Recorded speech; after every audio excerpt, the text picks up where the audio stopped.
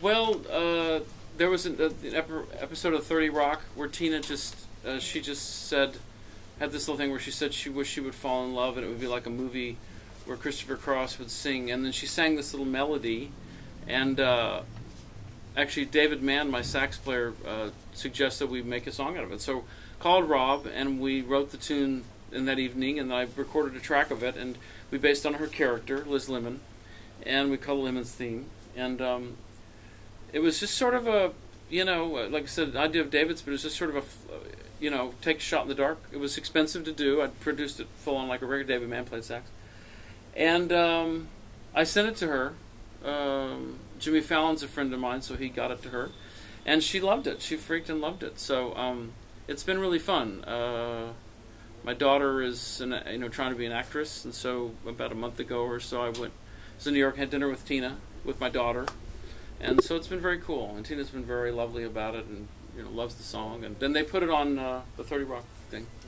So yeah. And I'm a huge fan of hers. I mean, I think she's like the greatest. Yeah, well, Eric I met, in 1972, 73.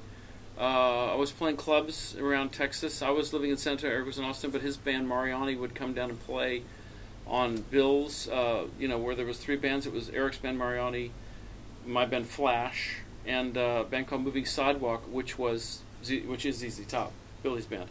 So we were all kind of just, local band guys together. And we became fast friends, and we've been friends ever since. And, he's played on the first record, Minstrel Gigolo, was sort of the first time he was sort of like on record. And then I got him his deal with Warner Brothers for Tones, and then he obviously went on and did a lot of great things. So this is nice on the new album because it's coming back to the beginning, with Eric playing on the records. I mean, he's like, everybody wishes he could play like that. He's just amazing, incredibly melodic, very creative. He doesn't just blow over the tune. He really looks at the chart and he really creates something. He doesn't just solo. He really, with my things, he's doing a lot of nice parts in the background too. But he really, constructs a solo, composes a solo, and so he's brilliant. I mean, the only problem I have is, when I have him play something on the record, is trying to play it live. It's very difficult because I play, but not like him, and the stuff he plays is very challenging to pull off. Generally, I'll just play like things like Lukather does. I can usually cop, but Eric's things I'll usually just play something else. But Hey Kid, I'm trying really hard to learn it, and I've learned it, and I can play it at about 70% speed, 70-80%. But I can't play it at full speed yet, and that's the biggest problem with having EJ play. But I think we'll just play it slower, and then I can do it. But his whole hammer thing. I mean, it's really, he's an amazing technical player. So that's the only downside. But I he's a dear friend, and this album I wanted to have two old friends on it. So got Mike and Eric.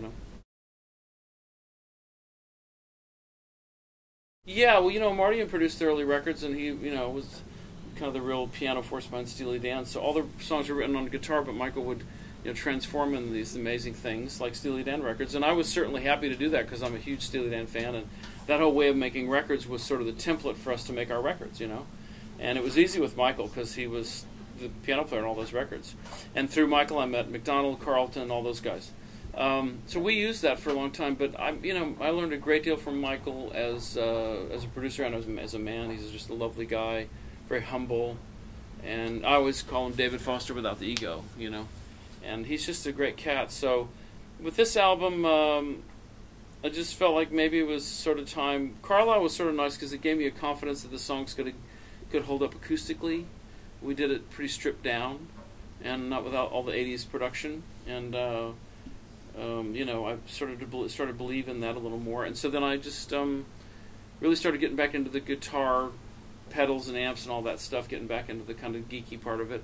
And just decided to make the record, on my own with a guitar-based sound, much like a Crowded House record, kind of like Neil Finn.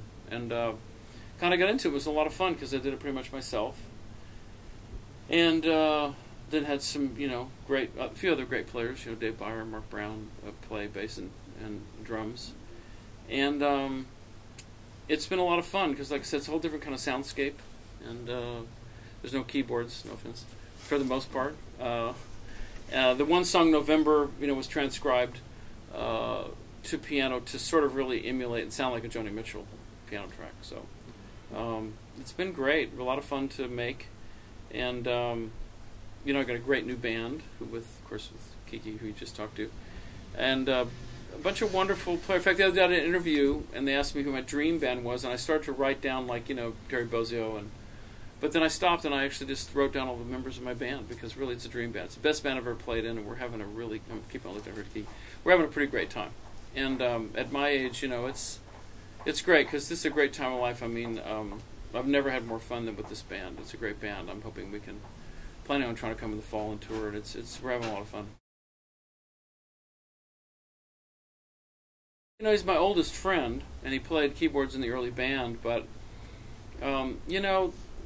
many of my older songs, some of them, I felt were really nice. Like, there's Sailing, there's moments of songs that I think hold up, but a lot of the albums, the songs I felt really weren't complete thoughts. I just didn't feel like they were really, like I said, that's the best way to put it. And Rob, because he knows me so well, and he was able to sort of complete me, I guess, as you would say, and complete the thought, And it's kind of an innate thing with he and I, and so I don't really collaborate with anybody else. I mean, I did with Backrack, a couple things, but in general, I'm not a collaborative writer. It's just he and I, and we sort of just do this thing, and it just works out great. And there's sort of this, it's almost like a sibling kind of thing, where it's just sort of, like I said, innate, and we don't have to even think about it. And we've done it for a long time now, so...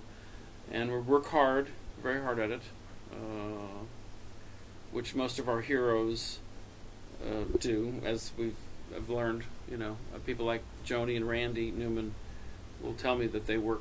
It doesn't get any easier; it gets harder because you set your bar higher. So Rob and I are pretty demanding on ourselves, but they're really very pleased with this record and the songs. Yeah, When You Come Home, you're right. I mean, it's kind of an amalgam of Joni. It's actually the working title. Rob and I have these working titles that we use until we write all the words. And that working title was Joni Marvin, because we found it an amalgam of Joni and Marvin Gaye, because it's kind of like a little bit R&B.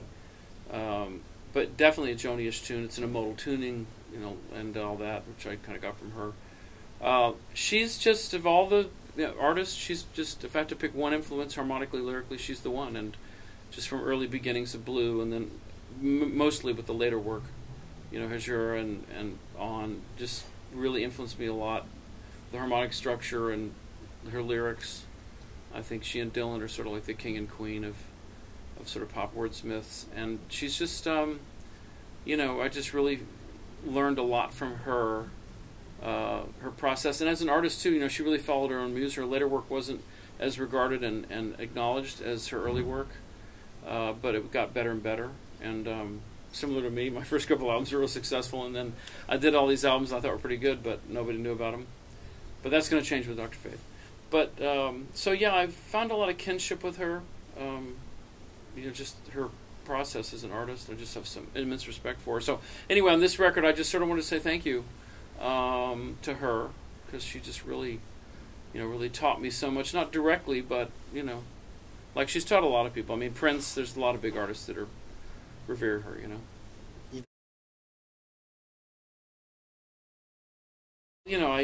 Somebody suggested that Mark Brown, I think it might have been Mark, somebody suggested getting Joni to paint something, and I thought about asking her, but then I thought it was too much.